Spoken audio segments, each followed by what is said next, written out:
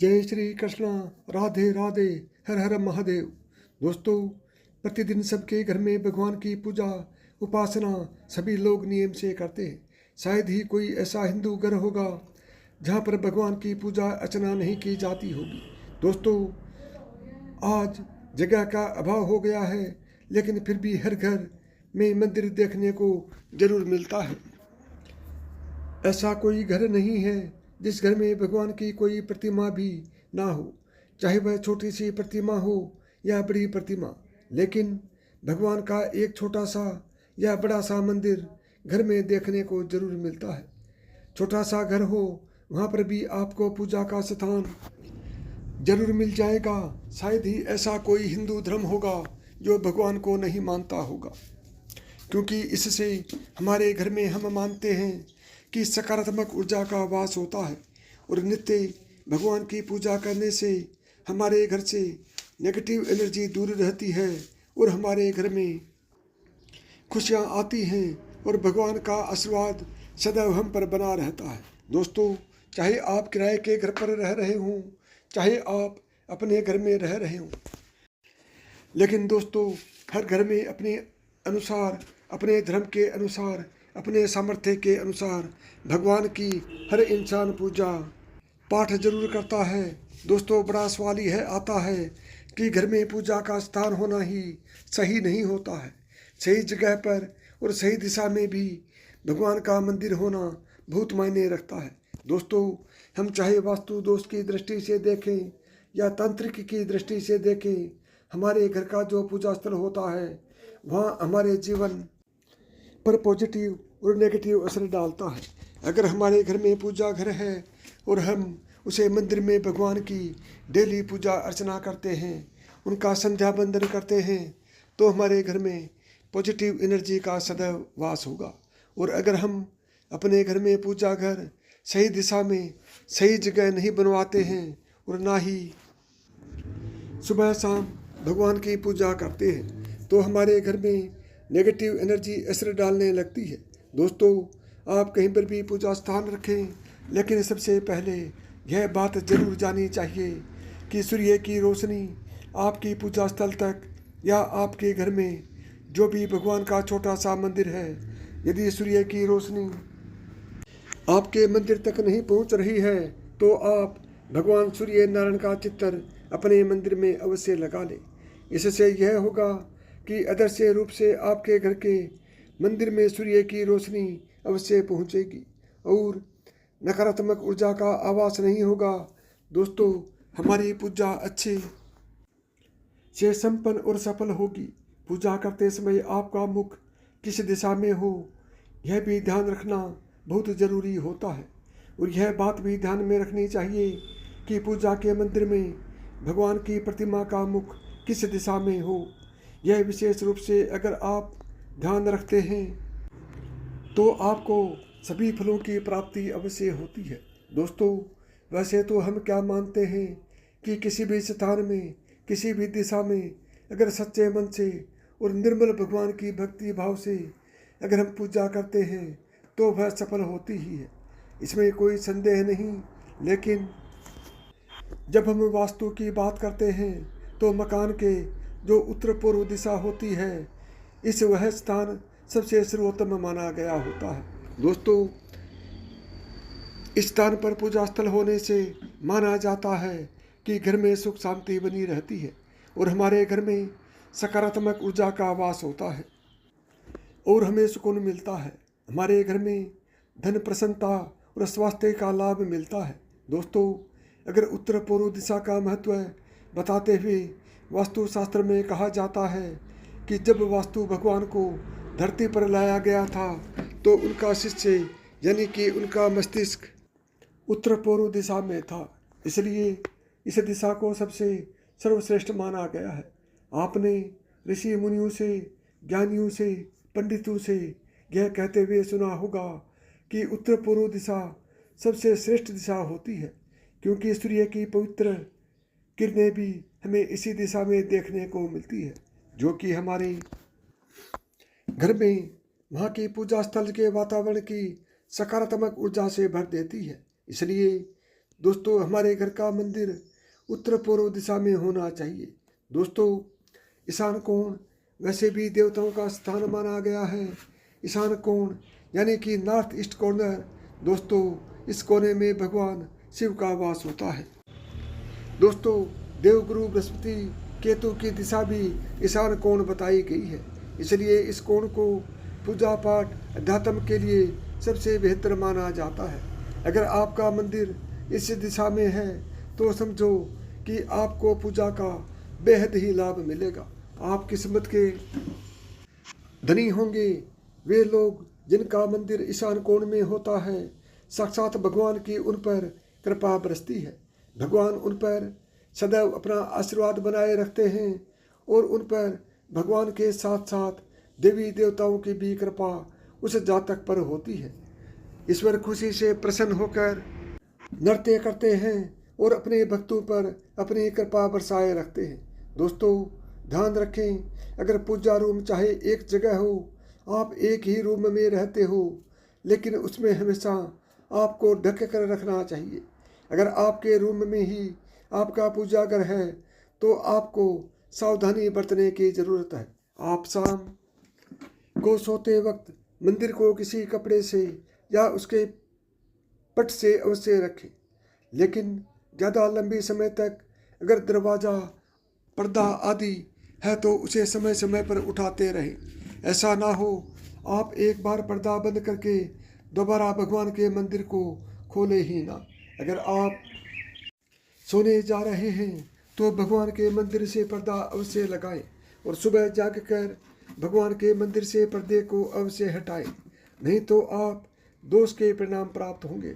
कुछ लोग क्या करते हैं कि पूजा घर के आसपास गंदगी रखते हैं और पूजा घर के ही आसपास अपने कबाड़ को रख लेते हैं और पूजा घर में कभी भी साफ सफाई नहीं करते हैं, और अगर पर्दा लगा दिया है तो वह खोलना ही भूल जाते हैं। चारों तरफ वातावरण में शोरगुल होता रहता है। ऐसा पूजा घर युक्त नेगेटिव एनर्जी छोड़ता है, चाहे वह वास्तु सम्मत ही क्यों ना हो। लेकिन अगर किसी स्थान पर आकाश तत्व और वायु तत्व प्रदूषित हो जाते हैं तो उसके कारण इस पूजा कक्ष में बैठकर पूजा करने वालों की एकाग्रता भंग होना शुरू हो जाती है और उसकी पूजा का पूर्ण फल प्राप्त नहीं होता है। इसलिए दोस्तों जब कभी भी आप पूजा करने बैठे तो आप इस बात का अवश्य ध्यान रखें कि आपके पास का वातावरण शांति में है या नहीं। कहीं ऐसा तो नहीं कि आप पूजा करने बैठ जाएं और आपके मन को एकांत होने से रोका जाए। दोस्तों जो भी विद्यार्थी हो या ज्ञान की प्राप्ति के इच्छुक व्यक्ति हो, उनको भी पूर्व दिशा में मंदिर की स्थापना करनी चाहिए और ध्यान रखना चाहिए घर में सीढ़ियों के नीचे बाथरूम से सटा हुआ आपको भूलकर कभी भी मंदिर नहीं बनवाना है। इससे आपके घर की खुशहाली, सुख समृद्धि, सुख चैन सब कुछ चला जाता है। कई लोग क्या करते हैं, जगह का अभाव होने के कारण मंदिर की तरह घर में जो भी मंदिर रूम बनाते हैं उसमें गुंबद बनाते हैं, कलश बनाते हैं। यह चीज़ आपके घर के अंदर नहीं बनवानी चाहिए और मंदिर के ऊपर भी या कोई भारी सामान नहीं रखना चाहिए। मंदिर में खाली पड़े माचिस के डिब्बे आपको भूल कर भी नहीं रखने हैं। अगर आपके मंदिर में खाली माचिस के डिब्बे पर हैं तो आप उनको निकाल कर फेंक दीजिए। अगर बत्ती के डिब्बे, सूखे फूल, गीले कचरे आदि, माता के फटे वस्त्र, देवी देवताओं के फटे वस्त्र तुरंत पर्व आए या कि पर्व आने पर बदल देना चाहिए और हो सके तो आप हर दिन या वीक में एक बार तो इन सब को साफ अवश्य करें। इससे हमारे घर के सारे दोस्त दूर हो जाते हैं और हमें बहुत ही शांति महसूस होती है। दोस्तों आज की जानकारी बेहद ही खूबसूरत है। आपको माता रानी की सौगंध है। वीडियो को एक लाइक करके, चैनल को सब्सक्राइब करके कमेंट बॉक्स में हर हर महादेव अवश्य लिख दें। दोस्तों आपको सबसे पहले एक बात ध्यान जरूर रखनी चाहिए कि जब भी आप सुबह स्नान आदि से निवृत्त होकर जब भी आप भगवान की पूजा करने बैठें तो सबसे पहले आपको पंचदेव की पूजा करनी चाहिए। अब आप सोच रहे होंगे यह पंचदेव कौन कौन है? तो सूर्य, गणपति, शिवजी, विष्णु और माँ दुर्गा, इन सबको पंचदेव कहा जाता है। दोस्तों, पूजा स्थल पर बीच में भगवान गणेश की तस्वीर या मूर्ति जरूर होनी चाहिए। पूजा घर में अगर आप ब्रह्मा, विष्णु, शिव, इंद्र और सूर्य और कार्तिकेय की तस्वीर रखते हैं तो इनका मुख हमेशा पूर्व या पश्चिम दिशा की ओर होना चाहिए। भूलकर भी आप इन तस्वीरों का मुख किसी और दिशा में ना करें, वरना आपको इसका शुभ परिणाम नहीं मिलेगा। दोस्तों, प्रथम पूज्य श्री गणेश जी के स्मरण मात्र कर लेने से हर बिगड़ी हुई कार्य बनने लगते हैं और हमारा कार्य सिद्ध होता है और घर में उनकी मूर्ति रखना बेहद ही शुभ माना जाता है। बहुत से लोग ऐसे होते हैं जिनके घरों में अपने गणेश जी को अवश्य देखा होगा, लेकिन ध्यान रहे दोस्तों कि आपके घर में गणेश जी की 3 या 5 मूर्तियां नहीं होनी चाहिए। यह अशुभ माना गया है, यानी कि इनकी संख्या इवन नंबर्स में होनी चाहिए। दोस्तों, गणेश जी को कम से कम 2 मूर्तियां रखना बेहद ही शुभ माना जाता है। पूजा घर में गणेश जी की मूर्ति का मुख, कुबेर की मूर्ति का मुख और माता दुर्गा की मूर्ति का मुख दक्षिण दिशा की ओर होना चाहिए। घर के मंदिर में माँ दुर्गा या अन्य किसी देवी की 3 मूर्तियां नहीं होनी चाहिए। अगर आपके घर में किसी देवी की 3 मूर्तियां हैं तो आप तुरंत वैन में से एक मूर्ति को हटा दें, वरना यह आपके घर के लिए बहुत ही अशुभ माना जाएगा। और यदि आप चाहें तो 3 से कम या ज़्यादा मूर्ति अपने घर के मंदिर अवश्य रख सकते हैं। दोस्तों, आपके घर में हनुमान जी की मूर्तियों की संख्या 1 ही होनी चाहिए, क्योंकि बजरंगबली को रुद्र का अवतार मानते हैं, यानी कि बजरंगबली संकट मोचन हनुमान जी भगवान शिव का अवतार है। और घर में शिवलिंग भी 1 ही होना चाहिए। मंदिर में अगर आप रखते हैं तो हनुमान जी की प्रतिमा बैठी हुई ही लेकर आएं। यह हमारे जीवन में बहुत ही शुभ फल देने वाली प्रतिमा होती है। दोस्तों, आप अपने घर में हनुमान जी की उड़ती हुई फोटो रख सकते हैं। यह नौकरी इत्यादि के लिए सबसे महत्वपूर्ण होती है। दोस्तों, इस बात का विशेष ध्यान रखें, पति पत्नी का जो शयन कक्ष है, अगर उसी में आपने भगवान का एक साइड में मंदिर बनाया है तो आपको हनुमान जी की मूर्ति या फोटो उस मंदिर में भूलकर भी नहीं लगानी है। आप वहाँ पर राधा कृष्ण का फोटो अवश्य लगा सकते हैं। इस बात का हमेशा ध्यान रखें कि आप अपने घर के मंदिर में अगर मूर्ति रखते हैं तो इस बात का विशेष ध्यान रखें कि आपके घर में मूर्तियों के बीच का फासला कम से कम 1 से 2 इंच का जरूर होना चाहिए। और दोस्तों, आपको भूलकर भी अपने मंदिर में कभी भी 2 मूर्तियों को आमने सामने नहीं रखना चाहिए। आप चाहें तो एक जैसी 2 मूर्तियों को बराबर में थोड़ी थोड़ी दूर पर रख सकते हैं, लेकिन आप भूलकर भी अपने मंदिर में एक ही मूर्ति आमने सामने नहीं रखती है।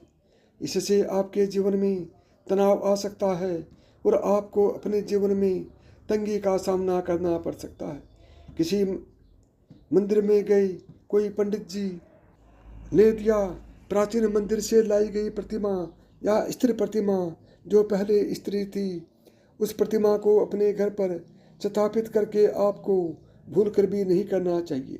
अगर आप कहीं मंदिर में जा रहे हैं और किसी पंडित ने आपको कोई प्रतिमा दी कि यह लो बेटा या बेटी, इसको ले जाओ अपने घर पर रख देना, तो आपको ऐसा कदापि नहीं करना है।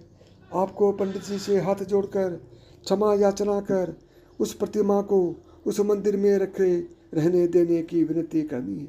दोस्तों, आपको भूलकर भी भैरव भगवान की मूर्ति अपने घर में कभी नहीं लगानी चाहिए। हालांकि शिव भगवान का रूप होते हैं, लेकिन भगवान तो एकदम सीधे साधे शांत भोले भाले होते हैं। लेकिन भैरव जी भगवान शिव के अंश हैं, तो उनको घर में नहीं रखना चाहिए। दोस्तों, आपने अक्सर बड़ों से सुना होगा कि पूजा घर में किसी अन्य वस्तु के साथ जल रखना बहुत जरूरी होता है। ऐसा इसलिए कि पूजा के स्थान में रखा हुआ जल इस बात का प्रतीक होता है कि भगवान को भोग अर्पित करने के साथ हल्दी अर्पित कर रहे हैं और वह हमारे द्वारा अर्पित किए गए जल को स्वीकार भी कर रहे हैं, जिससे वह भोजन के साथ जल भी ग्रहण कर सकें। लेकिन इसके अलावा पूजा घर में रखा जल सकारात्मक ऊर्जा देने लगता है और घर में इसके प्रयोग से चमत्कारी परिणाम देखने को मिलते हैं। दोस्तों, सबसे पहले आपको बता दें, हमारे शास्त्रों में इस बात का वर्णन है कि पूजा के स्थान पर हमेशा जल से भरा एक तांबे का लोटा रखने से घर में सुख समृद्धि बनी रहती है। इसलिए आप अपने घर के मंदिर में जल भरा लोटा अवश्य रखें। यदि आप पूजा के स्थान और तांबे के बर्तन में जल रखते हैं तो यह बेहद ही शुभ माना जाता है। इसके अलावा यह भी कहा जाता है कि पूजा स्थल पर जल रखने से व्यक्ति की समस्त मनोकामनाएं पूरी भी होती हैं और घर में सकारात्मक ऊर्जा का संचार होता है, जिसके कारण हमारे घर में जो भी नेगेटिविटी होती है वह धीरे धीरे समाप्त होने लगती है। ज्योतिष के अनुसार पूजा घर में नियमित रूप से पूजा पाठ होता है, जिस वजह से इन सब का असर पानी में हो जाता है और इस जल से घर में छिड़काव करने से नकारात्मक शक्तियाँ दूर हो जाती हैं और सकारात्मक शक्ति का हमारे घर में वास हो जाता है। धार्मिक स्थलों के जल को अमृत माना जाता है। आपको बता दें दोस्तों, इस जल को नियमित रूप से बदलते रहें। आपके घर में जो पूजा का जल रखा है, आप सुबह उसकी पूजा करते समय तुलसी के पेड़ में डाल दें और फिर उसे दोबारा उसमें जल भरकर रख दें। जल रखने के लिए तांबे का बर्तन सबसे ज़्यादा शुभ माना जाता है। पानी से भरे तांबे के बर्तन को रखना घर की प्रगति के लिए बहुत ही शुभ माना जाता है।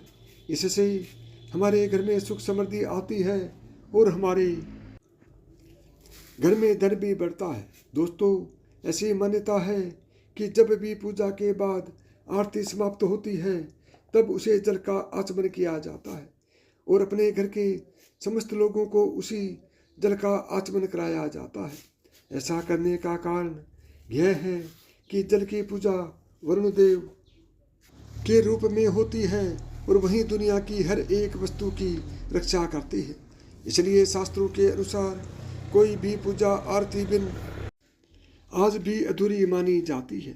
इसलिए मंदिर में जल का लोटा रखा जाता है, जिससे आरती संपन्न होने के बाद जल से आचमन किया जाता है। पूजा छोड़कर बीच में न जाना पड़े और वहाँ रखे जल से ही पूजा संपन्न हो सके। दोस्तों, शास्त्रों की ऐसी मान्यता है कि यदि आप पूजा घर में तुलसी की कुछ पत्तियाँ डालकर उस जल को रखते हैं तो यह जल और ज़्यादा पवित्र हो जाता है और यह जल किसी पवित्र नदी का जल भी हो सकता है जो पूजा सत्र को शुद्ध रख सकता है। दोस्तों, मान्यता है कि पूजा के स्थान में रखे हुए जल की ओर सकारात्मक ऊर्जा आकर्षित होती है और यह आपके आसपास के माहौल में पूजा का संचार करती है, जो हमारे मन को शांति देने का काम करती है। नोट: यहाँ तमाम जानकारी जन रुचि को ध्यान में रखकर दी जा रही है। ज्योतिष और धर्म के उपाय और सलाहों को अपनी आस्था और विश्वास पर आजमाएं। कंटेंट का उद्देश्य मात्र आपको बेहतर सलाह देना है। इस संदर्भ में हम किसी प्रकार का कोई दावा नहीं करते। प्रिय दोस्तों, आज के वीडियो में बस इतना ही। यदि आपको मेरी बताई हुई बातें पसंद आई हों तो वीडियो को लाइक करें, चैनल को सब्सक्राइब करें और प्रेम से बोलें जय श्री कृष्णा, राधे राधे।